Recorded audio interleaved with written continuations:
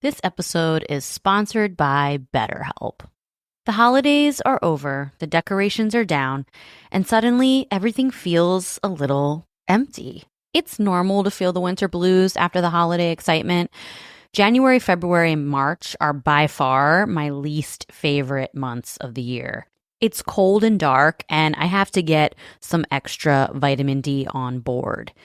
I also need to keep my regular scheduled appointments with my therapist.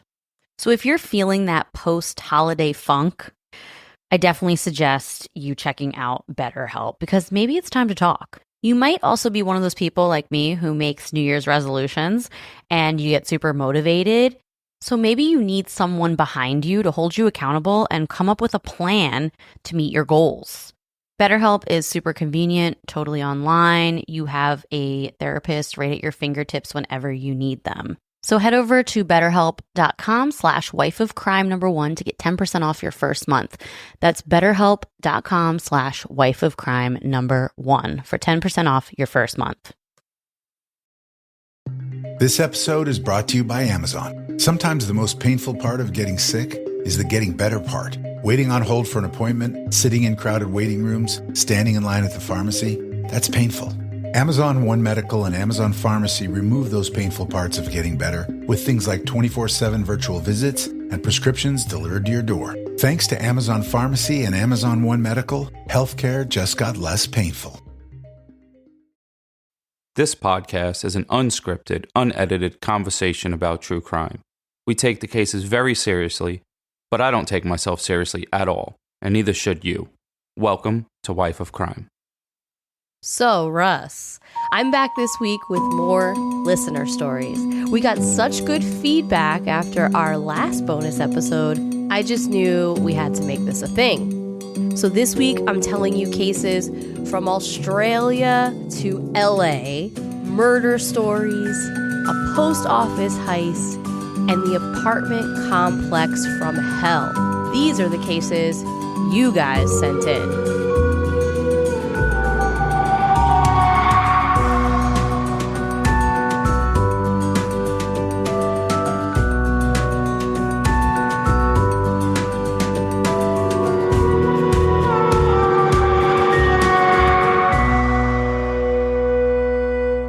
Hello, everyone. Welcome back to Wife of Crime, a true crime podcast where I tell my husband Russ true crime stories and he reacts to them. That's kind of not what's happening this episode. It's not. This is a listener episode. We got a big response from our last listener episode. So, listener episodes are where you guys email us stories, and if they're good enough, Jess will read them. Yeah. I have a ton, so I'm only going to be able to read a couple of the recent listener stories that people have sent in. But it will come. If you sent me a story and you don't hear it, just know that we have a lot of stuff for the future, so you'll hear it eventually on here. Or it sucked. Or no.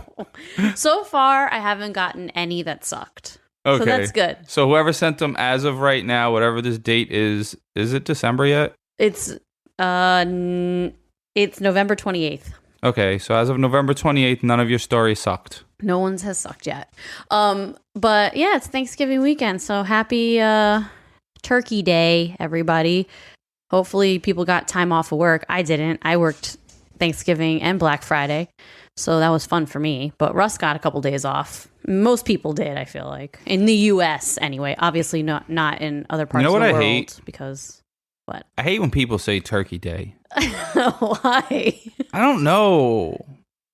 Make sure corn. Whatever. I don't care. And then I don't care if you think I'm a corn. I don't even like holidays. No, he doesn't like holidays. It's too much pressure. But if I did have a favorite holiday of all the days that are annoying with filled pressure stuff, it would be Thanksgiving.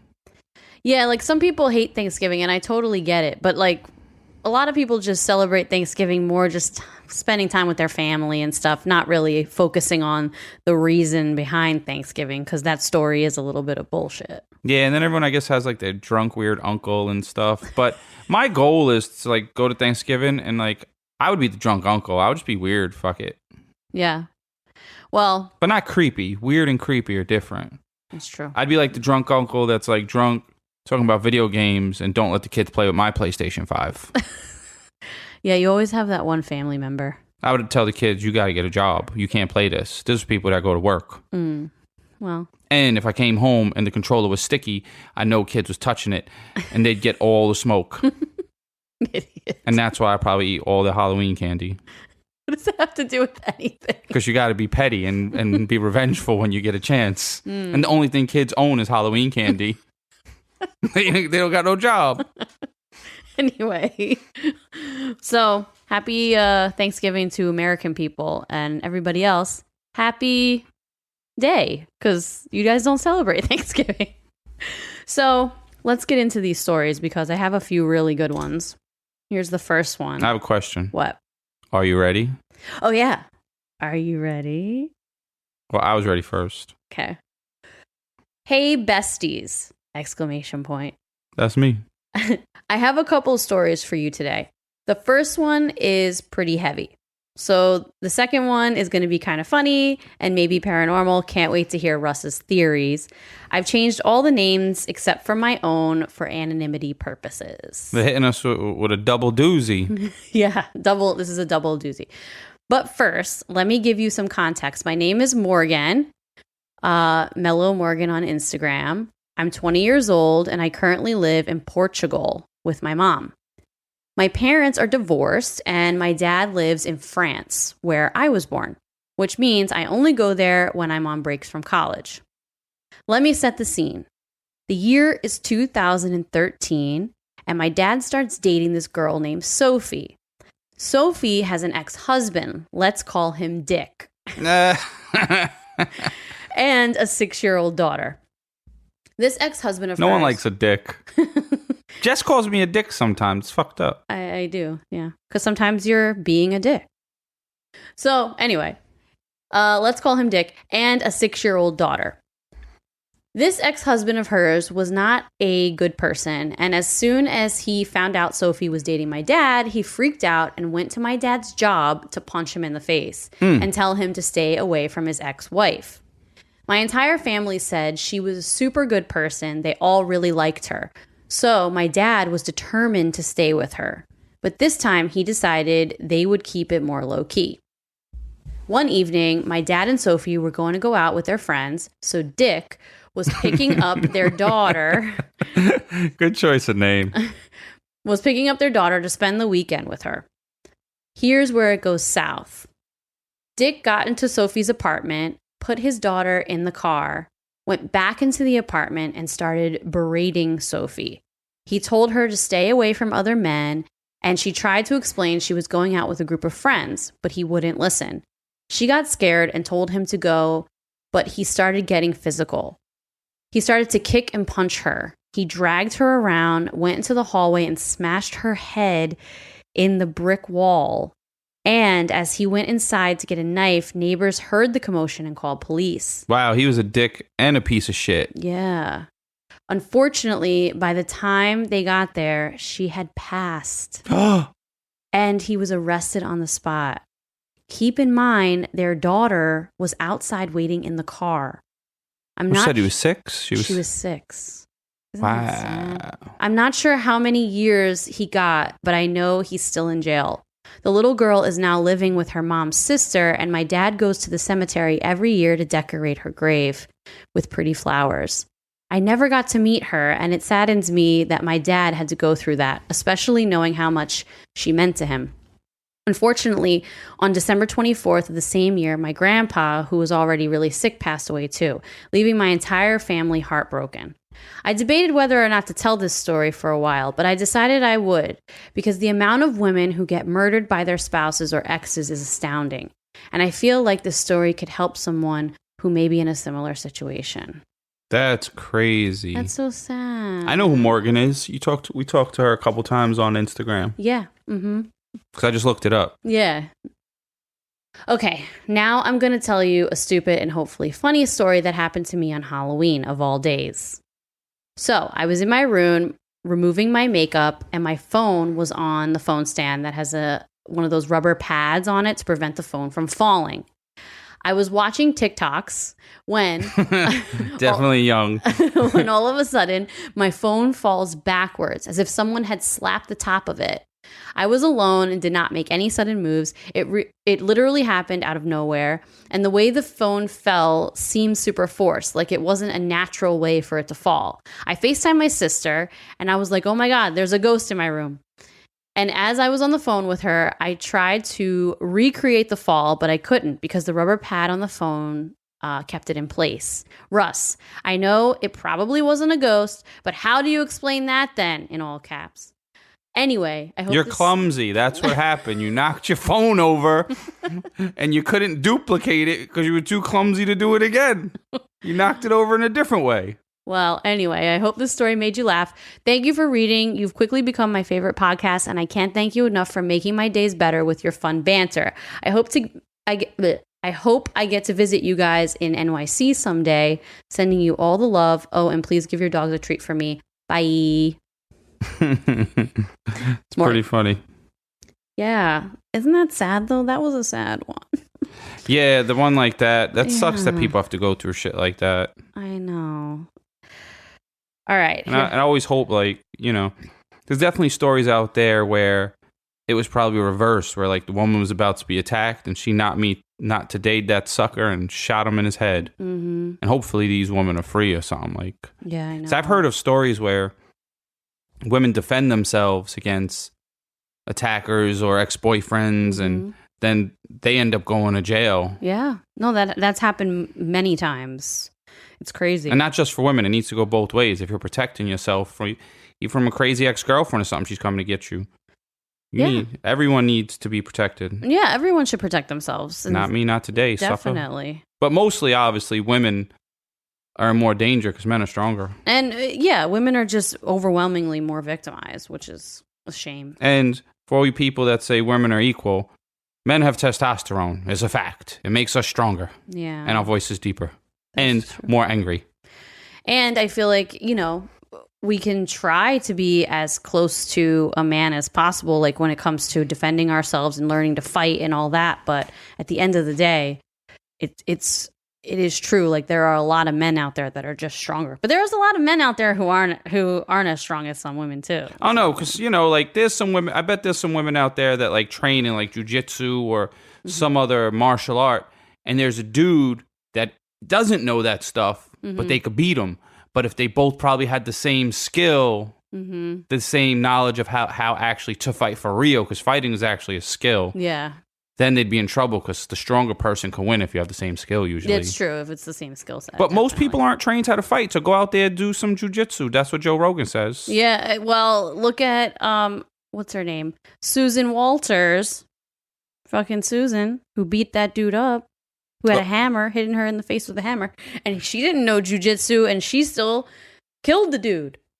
Yeah, if you guys don't know about that, episode. check out the Not Me, Not Today Survivor one. Susan Walters. She wasn't having it. No, she wasn't. That was a good episode. Yeah, I wish she would have finished him sooner. She could have. She took it easy on him. Yeah, that was good. All right, so this was a little more of a lighthearted one. Okay. Let me start off by saying thanks to you guys. My fiance will finally listen to true crime with me. He just bears us. No, we get a lot of these, though. I feel like we get a lot of these messages that say, like, they're, you know, that are women who have significant others that don't like true crime, but they love true crime, and now they listen because of us. Yeah, like, Jess used to always tell me to listen to all these podcasts, and what I would do is I'd say no in the beginning, but then towards, like, when she kept doing it, I'd have to just say, oh, yeah, I'll listen to it, because if I don't, she'll keep asking me to listen to it. So, like, you're going to listen to it? Oh, yeah, I've just been busy. Yeah, I'm going to listen to it. And I don't listen to one of them shits. Well, we get a lot of messages that say that. Because I tell her to listen to some podcasts, too, and she don't listen to them shits either. Sometimes. It depends on what it's about. Well, I listen to Planet Money, and I was trying to send you I do love one. Planet Money. That's a good one. That's a really good podcast. Not all episodes, but some that pertain to us on, you know, yeah, how to save on taxes and shit, which are boring as fuck, but, you know, you could buy more stickers or something. I don't know what you like. Anyway. Go to stickers, because I see them on your iPad now. Oh, okay. The exclusive Wife of Crime stickers that are about to come out. They are exclusive Wife of Crime stickers that are about to come out, so stay tuned for that. Message Jess. Maybe she'll send you what they're going to look like. I don't know. She might just ignore you. No, we're not sending them out. I'm not sending anybody a sneak peek. I would. Nope. But I'm no snitch, so I guess I can't. You can't. You got to wait till it drops. It's going to be like a Nike sneaker release. It will be, yeah. But there'll be enough for everyone. We're going to hype it up. Okay. Anyway, let me start off by saying thanks to you guys. My fiance will finally listen to true crime with me. My story, though, is that I was with my mom running errands one day. She had gotten out of a bad marriage with my dad, and we stopped at her counselor's office so she could make an appointment for the next week. It was in a strip mall right next to Dollar General and a post office. I noticed a car pull up next to me, and a guy got out and ran into the post office. I thought nothing of it.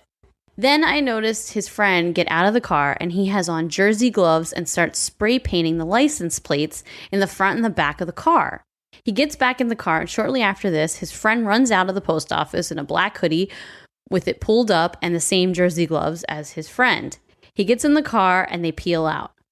I'm still not putting together that this is happening. I look up, and my mom is flailing frantically in the counselor's door trying to get me to come inside.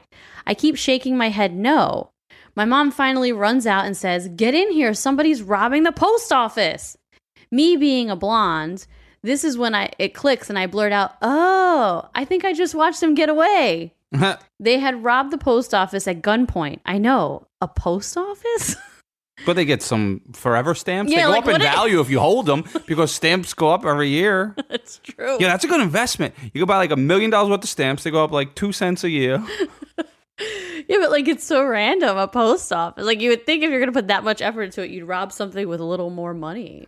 Yeah, but crackheads will rob anything because they're not that smart because they do crack. If you think about it, you're going to do dumb stuff. God. Anyway. They had robbed the post office at gunpoint, and the girl working had to lock herself in the office. Police came and took my statement. They were caught, and she was safe. But what a day. Hashtag vote for us, Danny. You know what I'm going to call that story? What? Going postal. Going postal. That's a good one. That is really random, though. Why put all that effort into robbing a post office? It makes no sense. Well, we don't know what they were stealing. I mean... What do you steal from a post office? You steal money? Social Security checks. Do they have those at post office? Who do you think delivers them in your mailbox? True. I guess, yeah. If anyone puts anything in your mailbox, it's from the post office mostly. I wonder if they actually had time to like steal the stuff like in the back. I'm sure they just tried to steal money. Like if they did it at gunpoint, they probably were just robbing the money out of the cash registers. I guess. But they were spraying the license plate. Yeah. So right there, you got to know something's about to go down. That's true. But if you spray your they're obviously idiots. Because if you spray your license plate, you got to spray it where no one sees you spraying it. I know. You're spraying it in front of the place that you're robbing. On a scale of 1 to 10, of the chance of these guys being crackheads, it's an I chance. That was a really dumb robbery, by the way. That's like the dumb criminals. I guess it ain't dumb. It is dumb.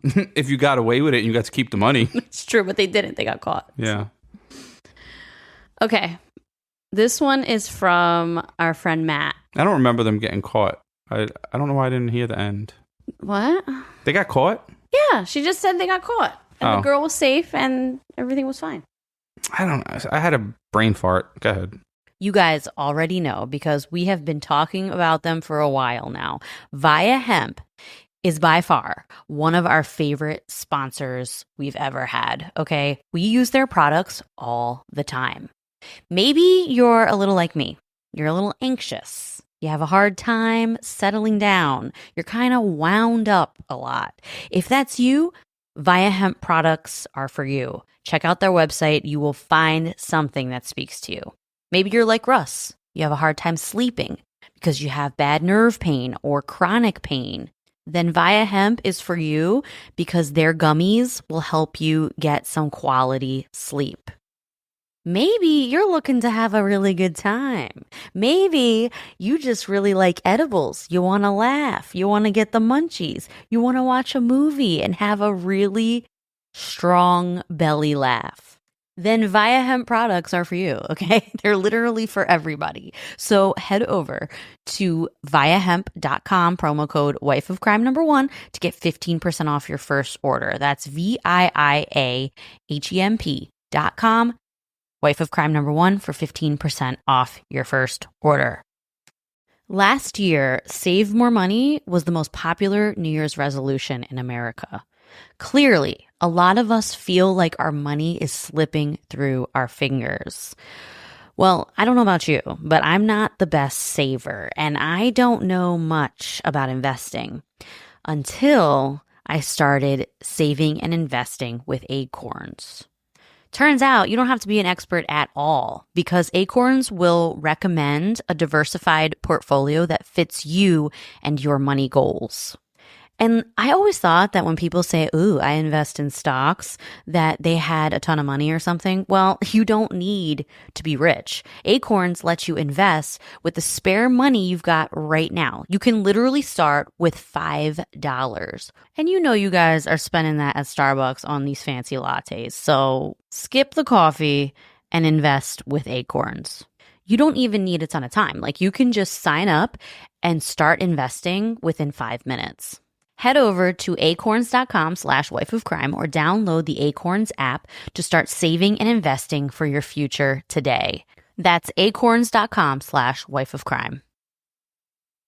All right. So this is from our friend Matt. Nightmares Matt, remember him? He wrote a review. You read his as the review of the week. Probably. I have a bad memory, but if someone like read me the first sentence, I'd be like, oh yeah, that's it. Well, this is his email. He says, "Hello, Jess and Russ. This is a longer email, but you can cut it down if needed.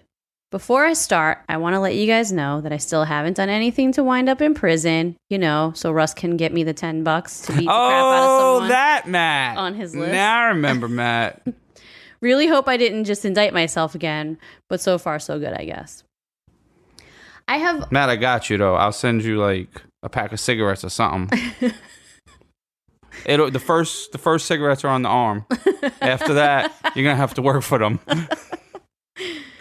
I have only a couple of paranormal experiences, but I'm still a skeptic. And being this is a true crime pod, I'll share my experience from a while ago in that spectrum instead. When I graduated high school in 2008, I wanted to go to trade school in California. One of my buddies and I were going to the same school and actually taking the same course, so we agreed to become roommates and relocate together.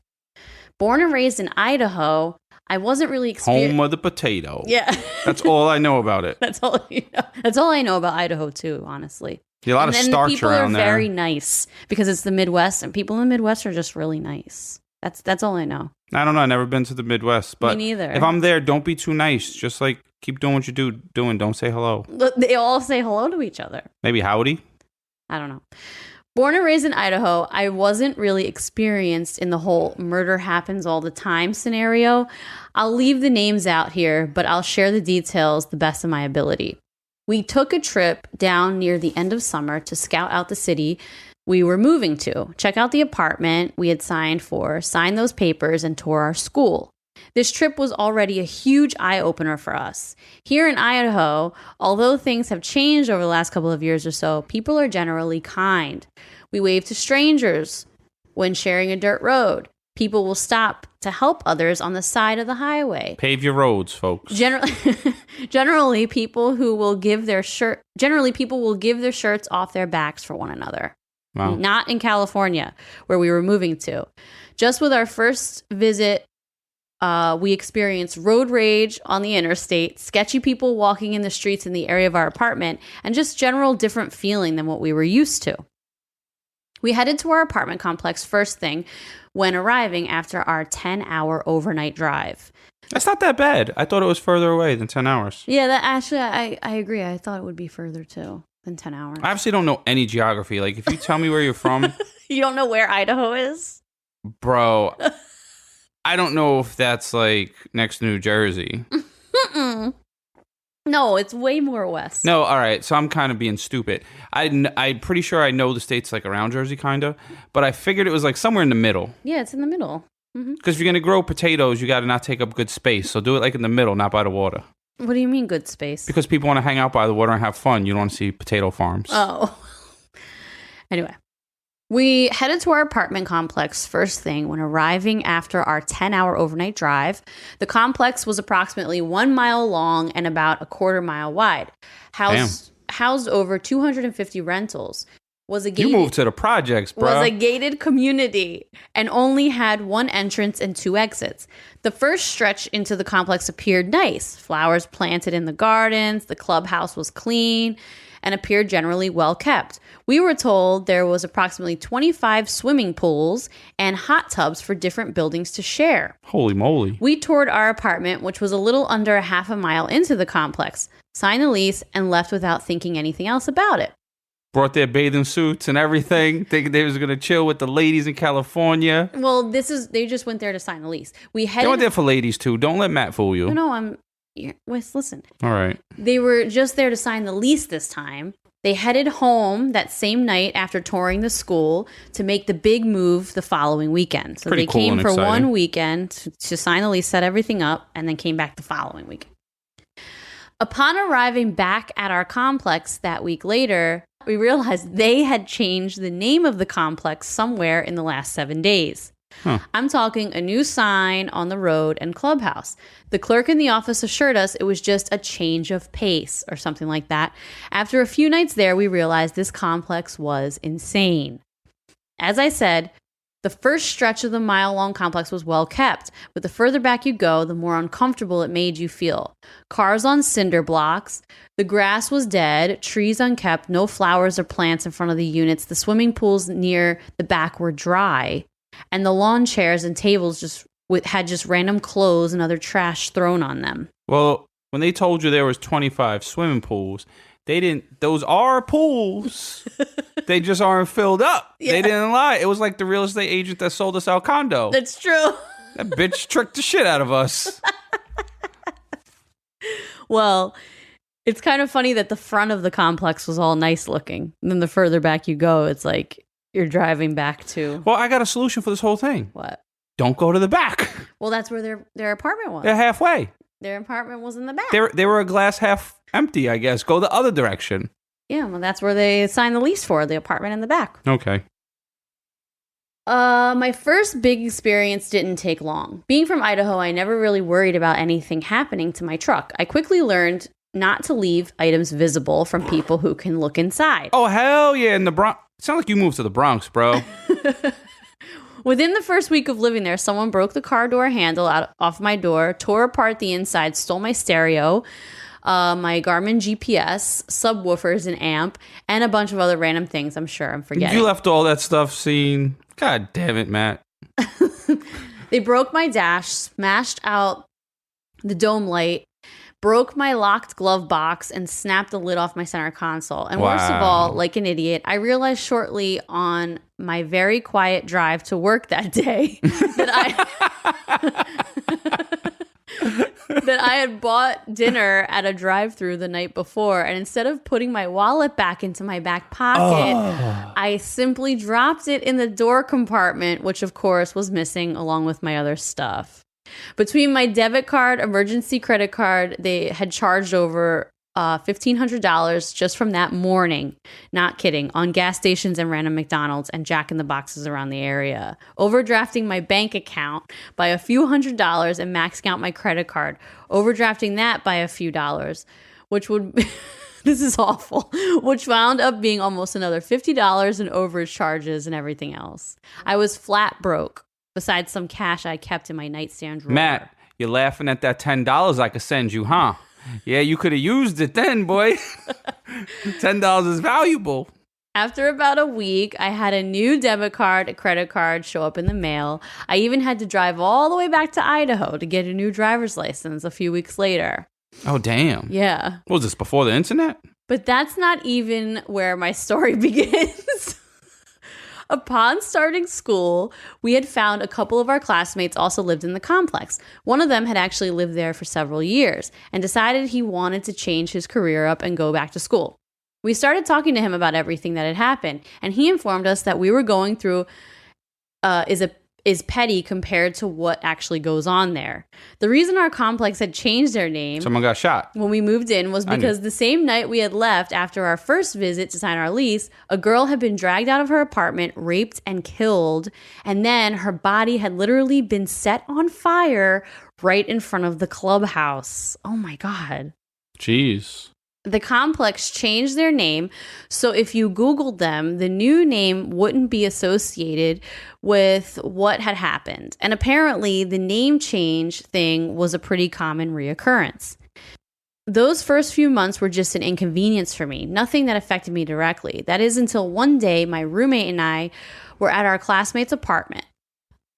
He lived in the very, very, very back of the complex, which turned out to be a cul-de-sac style with large, round, open parking lot at the end. We were watching movies and we paused to step out on the porch. Our classmate was smoking a cigarette, the reason we went outside, while my roommate and I were just hanging out. We heard a commotion down below in the parking lot and saw a woman screaming at a Mexican woman. Not a racist thing, just clarifying for gang reasons.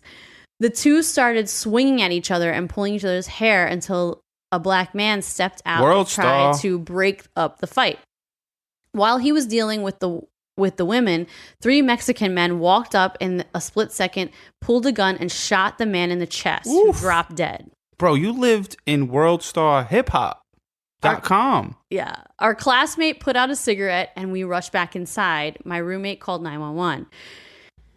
A few months later, I had found a girlfriend. I had gotten off school and didn't work that evening, so she came over to hang out. We decided to go for a swim since there was 25 some pools to choose from, more like 10 that were actually usable and clean enough for me to get brave enough to go into. First world problems. I only live in a place with 10 pools. The pools all had covers that rolled up to keep the leaves and debris out. Since there were hundreds of trees spread out all over the common areas. I started to roll back the cover of an unused pool. Here we go. When my girlfriend grew extremely concerned. I stopped and walked over to the open edge and noticed the water was dark red. Of course, with all that's already happened, I knew what to expect. I quickly uncovered the pool and sure enough, a man's body was in the water. Police came. So let me ask you a question. What do you do if you do that and there's a body in the water? You call police. Like, you know what I do? What? Well, I will have to call the police because I touched the tarp. But I'll be like, hold on, let's just get to the other pool. We'll call them from over there while we're chilling in the pool. No, that's. Well, I don't want to stay there. No, you don't want to stay there, but you have to call police and you wouldn't just go to another pool and chill. That's traumatizing. Not really. I didn't know the person. It doesn't matter. It sucks and it's weird. Yeah, no, I'm not. Not ruining my plans, bro. No. Police came. My girlfriend and I answered a few questions. And that was the end of it. We later found that the victim didn't live at our complex, but he'd been reported missing a few days earlier from his girlfriend who did live near us. My roommate and I called both of our parents within a few days. We had money wired to us to pay off the lease, and we moved in with a large group of our classmates who had rented a giant 5-bedroom house in an actual gated community. Hold on. I lost my spot. Lived in the Cecil Hotel. He did. Yeah, he definitely lived in the Cecil Hotel. While having to share a bedroom with another guy, bottom bunk, I'm not bitter at all. And a bathroom with 3 other guys was a little inconvenient. That place is probably nasty. I'd still do it 100 times over before going back to that apartment complex again. I currently reside back in Idaho. Both my roommate and I moved back immediately after graduating. When I say immediately, I mean we literally drove my truck with the U-Haul trailer attached to the back of it to our graduation. Wow. Hopefully you got a radio again by then. Yeah, right? I don't know what came of the swimming pool body, but I know the gangster who we witnessed kill the black man was charged with first-degree murder and sentenced to 25 years. But this didn't actually occur until after we moved back as the legal system there takes a bit longer. My old roommate actually sent me a link about 2 years ago stating that he'd been released on parole after serving 10 years. Around 6 months later, he sent me another link with an article that he'd been charged with first-degree murder again. Doubtful he'll be released again after that. Not sure if I survived from being a high school athlete who participated in football, wrestling, and basketball, but I'll give the Stay Fit, Stay Alive credit for nobody ever actually messing with me during my 8 months of hell. There you go. You probably at least looked fit enough where you didn't look like you was a slub. Yeah. You know, sometimes people look for, you know, the easiest path. Yeah, exactly. What do they say? That's wrong. The path of the least resistance. Yeah. Thanks for reading, Matt. That was crazy. It's pretty good, Matt. That was a good one. I know. I can't even imagine living in a place like that's extreme. Well, I feel like that place could have went two ways. You could have stayed there and had some really hood rat fun, drinking, getting drunk, and smoking, and having fun. I'm not a smoker, but people like smoking. Or it just could have been like shady as fuck, and you're like, I gotta get the fuck out of here. No, that seemed rough.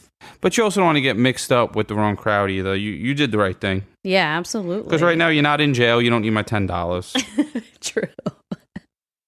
Okay, this is the last one for this listener episode. Another one. In my DJ Khaled voice. This one is really good because it comes with lots of pictures. But which I won't be able to see. You won't be able to see them because I'm reading it off my phone. Hi, Jess and Russ. Greetings from the land down under. I heard your episode on military murder and have since binged all your episodes. What up, Margot? Yeah, shout out to Margot for bringing you here. Russ is my hero. It's refreshing to hear someone... I love that. It's refreshing to hear someone say whatever comes to mind and doesn't care who he offends. Jess, you are a saint for allowing him the latitude to do so. I'm a saint. Yeah, you should hear the way she talks to me behind closed doors. She talks to me like, what's the lady from Sanford and Son that would always make fun of him? Go check out my Instagram. That's how she talks to me. No. Yep. I do not. He's lying. So I'll beat your ears in. He's an exaggerator. Anyway, my true crime story is long and convoluted, so bear with me. To quote a famous movie line, I would like, if I may, to take you on a strange journey. I don't know what movie that's from. Rocky Horror Picture Show. I didn't watch a lot of TV because my mom was a Jesus person. My partner and I shifted to Bundaberg, a town of about 60,000 people back in 1987. Bundaberg is situated in Queensland, about a 4-hour drive north of the state capital of Brisbane. You know what's funny? She tried to clear up where she lived with the town, like, because I didn't know the first one, with another town that I don't know where it's at. Well, yeah, because this is Australia. You don't know the geography of Australia. You know what's so bad? I was like, those must be towns in America. I don't never heard of them. No, it's greetings from the land down under is what I said first. You know, I listened to about 70%. My partner and I shifted to Bundaberg, a town of about 60,000 people back in 1987. Bundaberg is situated in Queensland, about a 4-hour drive north of the state capital of Brisbane. It is famous for sugarcane and rum. The rum is made from molasses, a waste product from a sugar refining. She put a picture of the rum bottle on here. I want some of that. We should buy some. I'll drink it next episode. I don't know if we could get it here in America. We have to figure it out. I got a guy. You probably do have a guy. He definitely has got a guy for everything. Or I'll hit up Miss Mutu. She'll send me a bottle. Maybe she will. We shifted there thinking it was a safe place to live. There had not been a murder for over 20 years. However, within 6 months of shifting there, the small town was rocked by 3 murders. On the 11th of September, 1987, the badly beaten body of a local taxi driver, Brian Hodgkinson, was found about 30 kilometers, which is 18 miles, south of town. This is a picture. I appreciate the interpretation of the miles to the kilometers because... Oh, yeah, I said kilometers. I meant kilometers. See, the difference between me and you is I don't always correct you. It's true.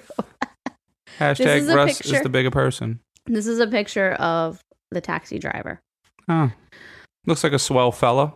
A few hours later, the naked body of 49-year-old Paula Peters was found in a burnt cane field north of town. She'd been strangled, and the length of rope was found around her neck. Then, on February 1st, 1988, the body of 21-year-old preschool teacher Teresa Smith was found in her apartment, naked with her head submerged in a bucket of water. Dang. Oh, she had been raped and murdered. That's sad. Being young, we socialized frequently. In parentheses, she says, got drunk. Respect. And would catch taxis home. On several occasions, the murdered taxi driver... See, they weren't drinking and driving. Good to them. Yeah, they weren't.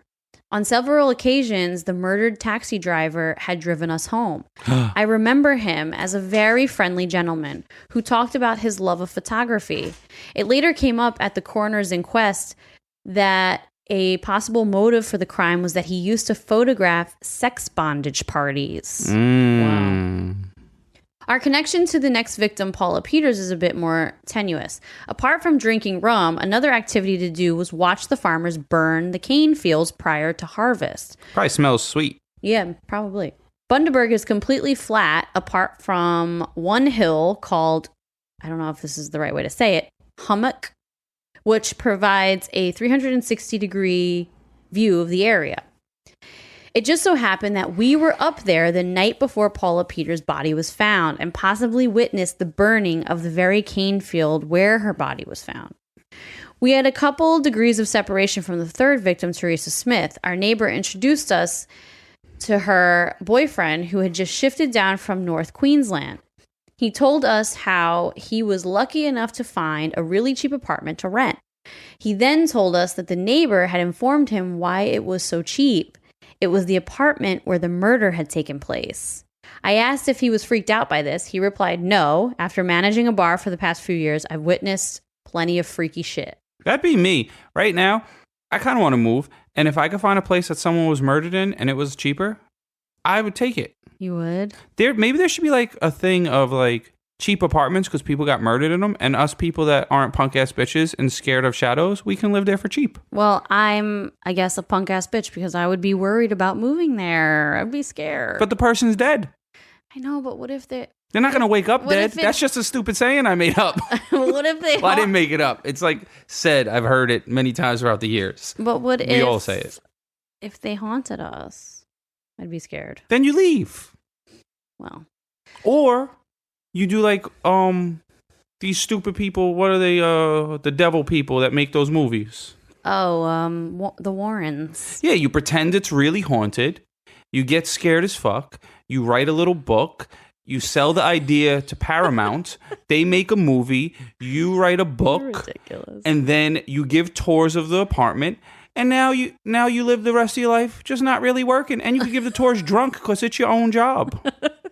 You get drunk if you owned a job. Yeah. Like right now, this is my job right now. I'm getting drunk. Okay.